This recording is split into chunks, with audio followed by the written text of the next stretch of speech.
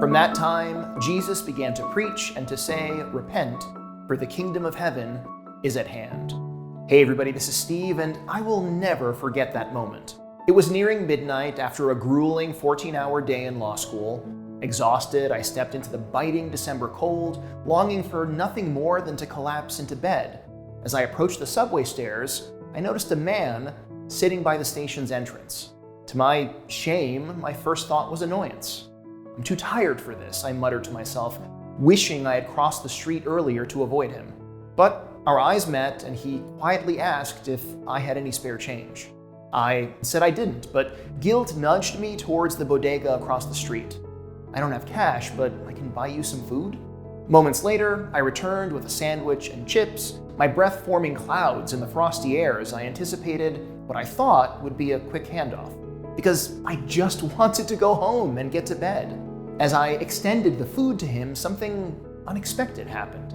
The man reached for my hand, not to harm me as my anxious mind briefly feared, but to press it to his lips with an intensity and reverence that startled me. In that moment, it felt as though I was standing on holy ground. I've kissed hands in moments of sacredness, the hands that bless, that offer a foretaste of God's kingdom. And here, in this unassuming exchange on a cold New York street, the man, whose name I soon learned was Ray, kissed my hand with the same holy fervor. Despite my fatigue, I lingered, drawn into conversation as he unwrapped his meal. Ray shared pieces of his life, a life filled with hardship and isolation. For countless passers-by, he was invisible, just another object in the urban landscape.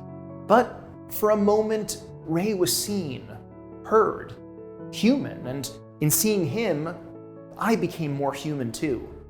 His prison was poverty, yet in the exchange of a sandwich and a name, a promise of something greater broke through. A promise of the world to come, where the hungry are filled, the lonely welcomed, and every tear wiped away. That night, I thought I was giving Ray a small gift, but he gave me a far greater one. He pulled back the veil and revealed the kingdom of heaven right there on a frozen city street.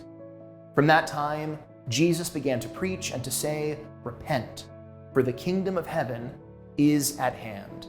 As we prepare for Christmas, we often rush to find the perfect gifts for those we love, but the greatest gifts are not things we buy.